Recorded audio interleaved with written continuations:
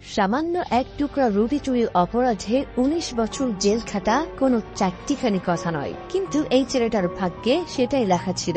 Jail থেকে ছাড়া পাওয়ার পরেও যেন তার জীবনের অভিশাপ কাটতেই চায় না। সত্য জেল থেকে ছাড়া পাওয়ায় কেউই তাকে চাকরি দিতে রাজি হয় না, কিন্তু তার ঘরবাড়ি আপন মানুষহীন এই লোকটার ভাগ্য একদিন তাকে বানিয়ে দেয় তারই শহরের মেয়র। কিন্তু নাছোড়বান্দা পুলিশ তখনও তাকে অপরাধীর চোখেই দেখে, কারণ তারা মনে করে কয়লা ধুলেও ময়লা যায় না। মানে পুলিশ মনে করত এই ছেলেটা নিশ্চয়ই আবারও কোনো অপরাধ করবে। এমনই একটি সুন্দর কাহিনী নিয়ে ২০১২ সালে বানানো লেস মিজারেবল সিনেমাটা। তো বন্ধুরা, শক্ত হয়ে বসে পড়ুন, শুরু করছি আজকের গল্প। এই লোকটার নাম জিন ভ্যালজিন। তিনি ১৯ বছর ধরে জেল খাটছেন। অবশেষে আজ তার মুক্তি পাবার দিন।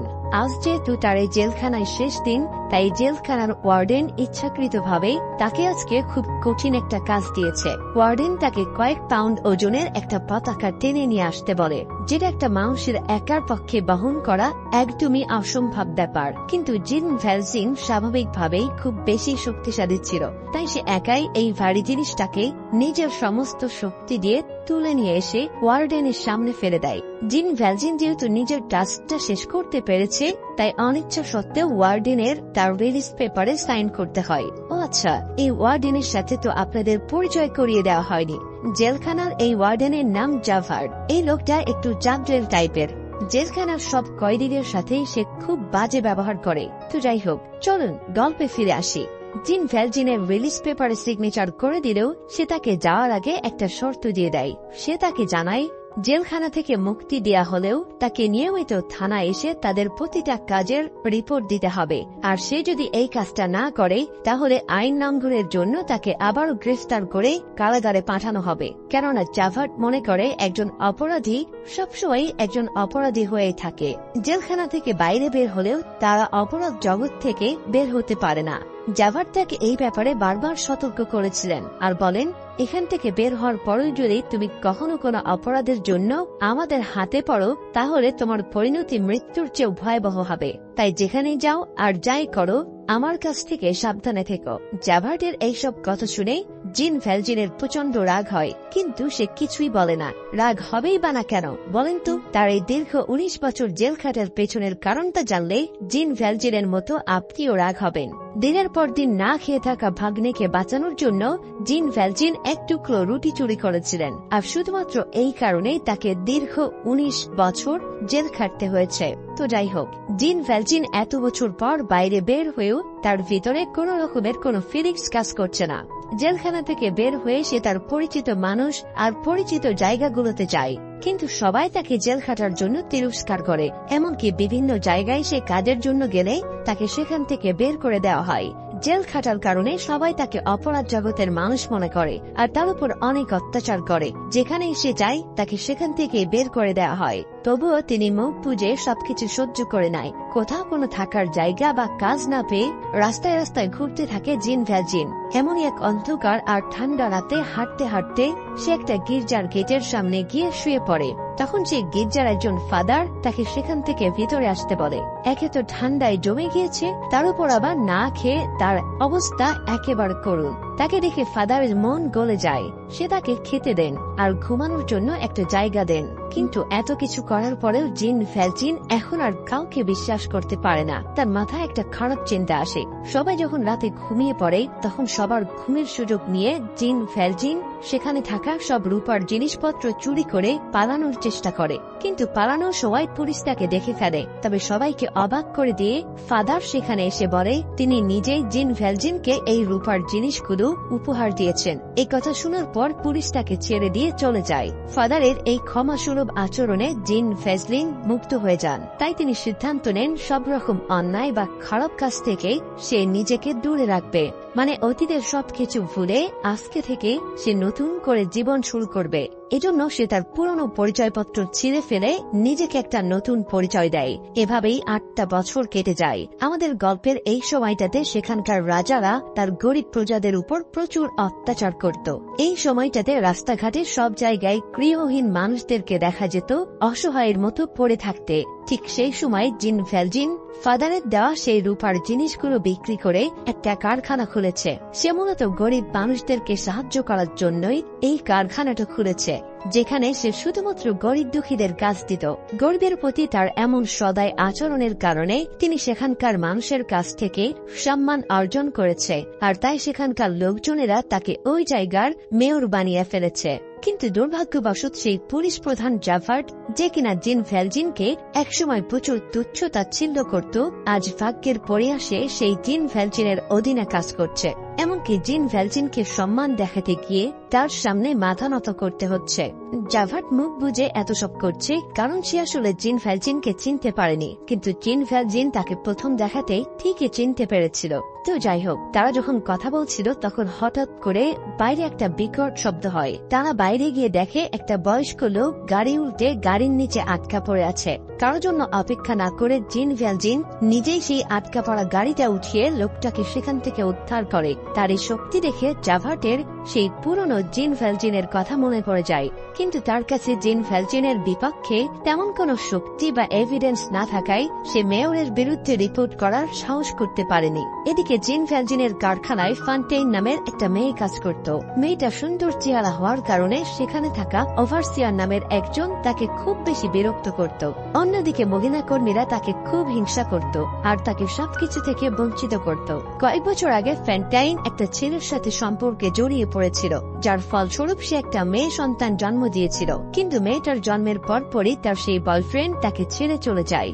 বাধ্য হয়ে বেঁচে থাকার জন্য সে তার মেয়ে কসেটকে একটা ফ্যামিলির কাছে রেখে এখানেই সে কাজ করছে, আর মাস শেষে তার মেয়ের জন্য সেই ফ্যামিলিকে একটা মোটা অঙ্কের টাকা পাঠাতে হয়। 19 শতকের দিকে ফ্রান্সের লোকেরা খুব বেশি কনজারভেটিভ ছিল। তারা একটা মহিলার সতীত্বকে মহিলার জীবনের চাইতেও বেশি গুরুত্বপূর্ণ মনে করত।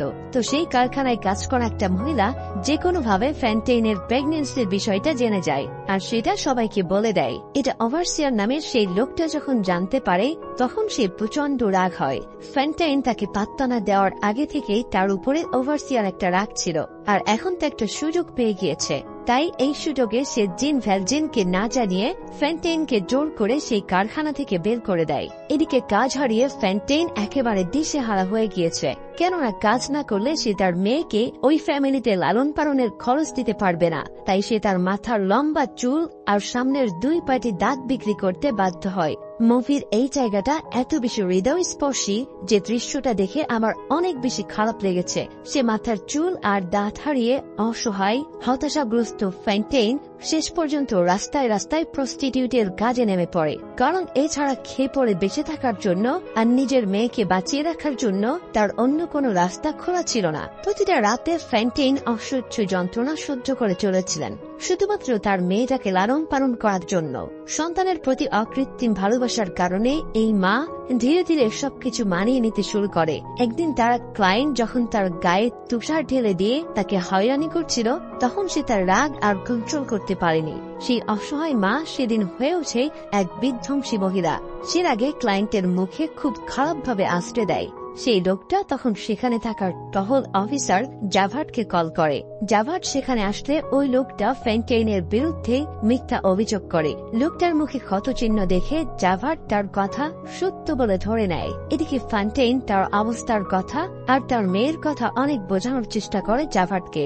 সে জাভার্টের কাছে অনেক অনুরোধ করে এই পরিস্থিতি থেকে বাঁচানোর জন্য, কিন্তু হৃদয়হীন জাভার্ট তার একটা কথাও শোনে না এবং তার নামে মামলা করার কথা বলে। এদিকে এমন পরিস্থিতিতে জিন ভ্যালজিন সেখানে চলে আসে আর ফ্যান্টেইনকে একবার দেখেই চিনে ফেলে যে সে তার কারখানায় কাজ করত।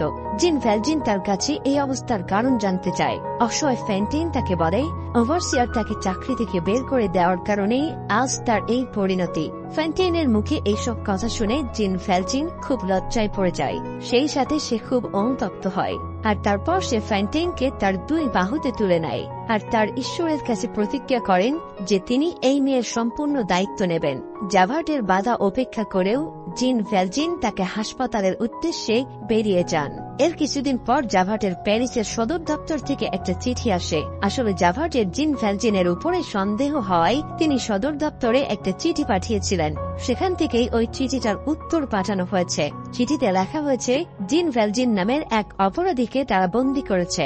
এই চিঠিটা পেয়ে সে বুঝতে পারে যে সে এতদিন যে মেয়রকে সন্দেহ করছিল সে আসলে আসল জিন ভ্যালজিন না, যেমন দিতে বলে। এদিকে জাভার্ট সেখান থেকে চলে যাওয়ার পর জিন ভ্যালজিনের মনের মধ্যে একটা ঝড় বয়ে যেতে শুরু করে। সে ভাবতে থাকে, আমি যদি এমন করে থাকি তাহলে আমি আমার সম্মান ধরে রেখে মেয়র হিসেবে বাকি জীবন কাটিয়ে দিতে পারবো, কিন্তু অন্যদিকে আমার জন্য একজন নিরপরাধ ব্যক্তি সারাটা জীবন কারাগারের মধ্যে পচে মরবে শুধুমাত্র তার সাথে আমার চেহারার মিল থাকার কারণে।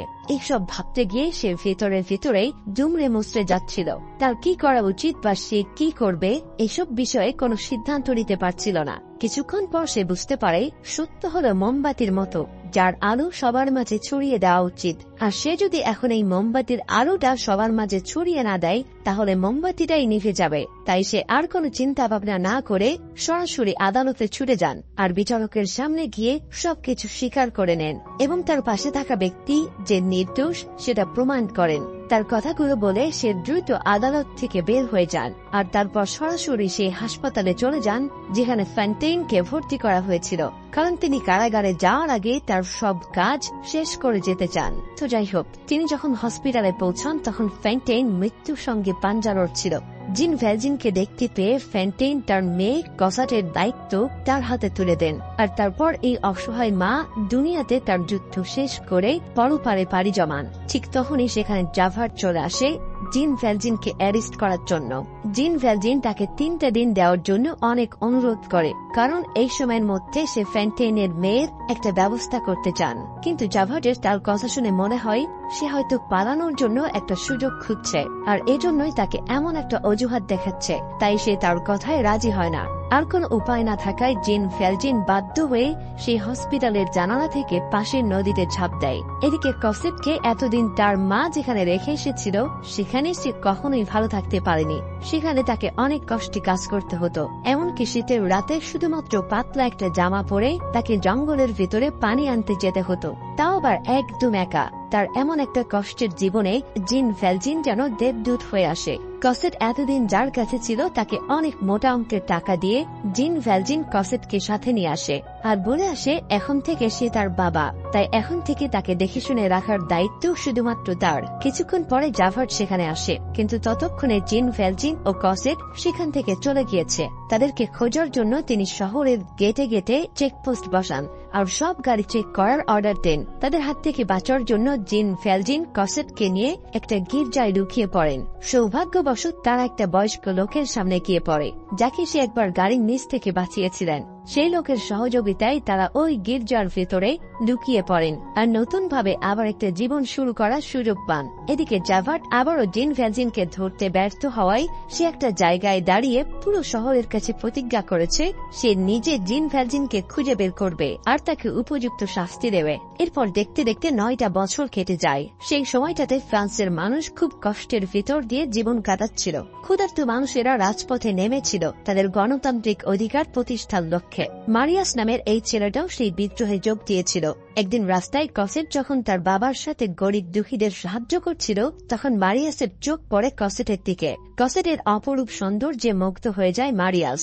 প্রথম দেখাতেই তার প্রেমে পড়ে যায়। ঠিক সেই সময় সেই লোকটা তাকে চিনে ফেলে যার কাছে কসেট থাকত।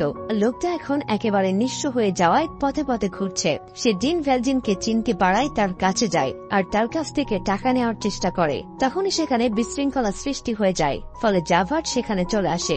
জাভার্ট জিন ভ্যালজিনকে চিনে ফেলবে সেই ভয়ে সে তাড়াতাড়ি কসেটকে নিয়ে সেখান থেকে চলে যায়। এদিকে বাড়ি ফেরার পর কসেটের মনে তাদের এই লুকিয়ে থাকা নিয়ে বিভিন্ন রকম প্রশ্ন ঘুরপাক খেতে থাকে। সে জিন ভ্যালজিনকে অনেক জিজ্ঞাসা করলেও জিন ভ্যালজিন তাকে কিছুই বলে না। অন্যদিকে মারিয়াস কসেটের প্রেমে এতটাই মগ্ন হয়ে গিয়েছিল যে সে অনেক খুঁজে কসেটের ঠিকানা বের করে ফেলে। ওদিকে কসেটও তাকে মনে মনে ভালোবাসতে শুরু করেছে। ঠিক তখনই তাদের দুজনের দেখা হয়। মারিয়াস যেন কসেটের অন্ধকার জীবনে চাঁদের আলো হয়ে তার সামনে হাজির হয়েছে। তারা যখন দুজনার সামনাসামনি হয় তখন মনে হয় সময়টা যেন একেবারে স্থির হয়ে গেছে। তারা দুজন দুজনার মনের ভিতরের জমে থাকা ভালোবাসার অনুভূতিগুলো একে অপরের কাছে প্রকাশ করে। এদিকে হঠাৎ করে বাইরে মানুষের শব্দ পেয়ে জিন ভ্যালজিন তার মেয়েকে ডাকতে থাকে। জিন ভ্যালজিন জানতে পারে যে তারা যেখানে লুকিয়ে থাকে সেটার ব্যাপারে এখন অনেকেই জেনে গেছে, তাই এখান থেকে আবারও কসেটকে নিয়ে পালিয়ে যাওয়া ছাড়া তার কাছে আর কোনো রাস্তা খোলা নেই। এদিকে কসেট সেখান থেকে যাওয়ার আগে তার ঠিকানাটা মারিয়াসের গেটের কাছে রেখে আসে, কিন্তু সেটা মারিয়াসের হাতে পড়ার আগে ইপোনাইন নামের একটা মেয়ের হাতে পড়ে। এই মেয়েটা আবার মারিয়াসকে বহু বছর ধরে ভালোবাসে, তবে সেটা গোপনে। সেই ভালোবাসা থেকে তার মন চাইছিল না যে মারিয়াস আর কসেটের ভালোবাসা পূর্ণতা পায়। কেউ তার ভালোবাসার মানুষের ভাগ অন্য কাউকে দিতে চাইবে না, এটাই তো স্বাভাবিক। এদিকে কসেটের হঠাৎ করে চলে যাওয়াতে মারিয়াস খুব বেশি কষ্ট পায়, কিন্তু তবুও সে ভেঙে না পড়ে আন্দোলনে সবার পাশে থেকে প্রাণপণে লড়ে যাওয়ার সিদ্ধান্ত নেন। পরের দিন সকালবেলা মারিয়াস সবার সাথে মিলে রাস্তায় একটা মিছিল করে। তারা তাদের পতাকা তুলে স্বাধীনতা ফিরে পাওয়ার জন্য রাস্তায় স্লোগান দিতে থাকে। শহরের সব লোকজন তাদের এই আন্দোলনে অনুপ্রাণিত হয়ে এই প্রতিবাদে যোগ দেন। এই আন্দোলন প্রতিহত করার জন্য সেনাবাহিনী ও পুলিশ দ্রুত রাস্তায় নেমে পড়ে, আর তারপর শুরু হয় দুই পক্ষের মধ্যে সংঘর্ষ, যেটা একসময় অনেক ভয়ঙ্কর রূপ ধারণ করে। কিন্তু আন্দোলনে নামা মানুষদের কাছে পর্যাপ্ত পরিমাণে অস্ত্র না থাকায় তাদের অন্যান্য এলাকায় গিয়ে লুকিয়ে পড়তে হয়। কিন্তু এক পর্যায়ে সে দেশের রাজা তার সৈন্যবাহিনীকে পাঠিয়ে দেয় আন্দোলনে নামা লোকদের প্রতিহত করার জন্য। এদিকে ইপোনাইন ওই গোলাগুলির মধ্যে মারিয়াসকে বাঁচানোর জন্য সামনে চলে আসে, আর এক পর্যায়ে গুলিটা তার বুকে গিয়ে লাগে। মারিয়াস বিস্ফোরক ব্যারেল দিয়ে একটা মশলা জ্বালায়, আর সেটা দিয়ে সেনাবাহিনীদেরকে তাদের কাছ থেকে চলে যেতে বাধ্য করে। ইপোনাইন মৃত্যুর আগে মারিয়াসের কাছে কসেটের দিয়ে যাওয়ার ঠিকানাটা দিয়ে দেয়। এরপর মারিয়াস কসেটের ঠিকানায় তার কাছে একটা চিঠি লেখে, আর সেটা একজনের মাধ্যমে কসেটের কাছে পাঠিয়ে দেয়। কিন্তু চিঠিটা কসেটের হাতে না গিয়ে জিন ভ্যালজিনের হাতে পড়ে। পুরো চিঠিটা কসেটের প্রতি মারিয়াসের ভালোবাসার অভিব্যক্তি দিয়ে ভরা ছিল, কিন্তু সে কসেটকে এটাও জানিয়েছে যে সে এই আন্দোলনে নিজেকে একেবারে উৎসর্গ করে দিতে প্রস্তুত। এই জন্য কসেট যেন তাকে ভুলে যায় সেটার অনুরোধ করে এই চিঠিটা লেখা। চিঠিটা পড়ে জিন ভ্যালজিন বুঝে যায় মারিয়াস যেমন মহৎ কাজে আছে, ঠিক তেমনই খুব বেশি বিপদের ভেতরে আছে। তাই জিন ভ্যালজিন সিদ্ধান্ত নেয় যে সে মারিয়াসকে বাঁচাতে ওই আন্দোলনে যোগ দেবেন। তাই সে একজন সৈনিকের ছদ্মবেশে বিদ্রোহীদের ভিতরে ঢুকে পড়ে। তিনি সেখানে গিয়ে দেখতে পান আন্দোলনে থাকা লোকজনরা জাভাটকে বন্দী করে রেখেছে, কারণ তাকে তাদের গুপ্তচর বলে সন্দেহ হয়েছিল।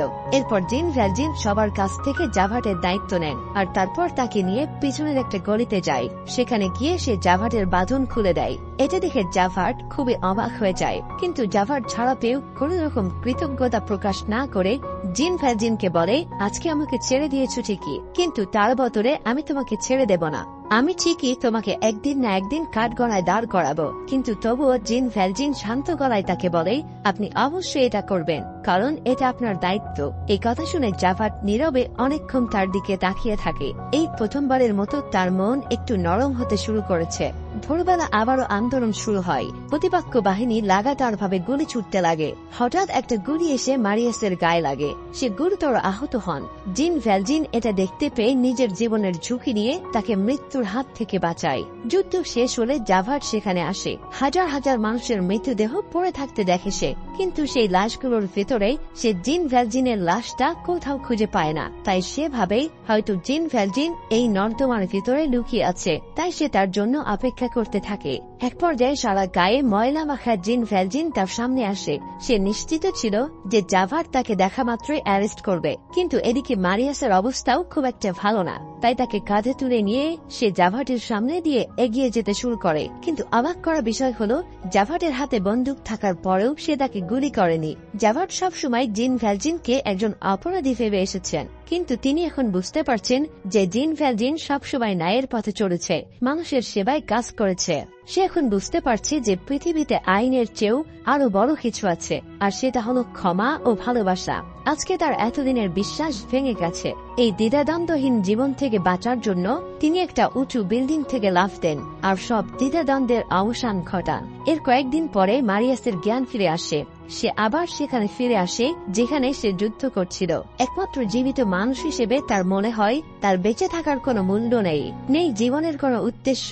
কিন্তু কসেট তাকে তার ভালোবাসা দিয়ে তাকে স্বাভাবিক করে তোলে। এদিকে জিন ভ্যালজিনও তাদের সম্পর্কটা মেনে নেয়। কিন্তু বিয়ের ঠিক আগের দিন জিন ভ্যালজিন মারিয়াসের কাছে তার পুরনো অতীতের সব কথা খুলে বলে। কথাগুলো শুনে মারিয়াসের তার উপর থেকে ধারণা পাল্টে যায়, আর তারপর সে কাউকে কিছু না জানিয়ে সেখান থেকে চলে যায়। তারপর যখন কসেট আর মারিয়াসের বিয়ের দিন ঘনিয়ে আসে, সেখানে হঠাৎ করে সেই লোক চলে আসে যার কাছে কসেট ছোটবেলায় থাকতো।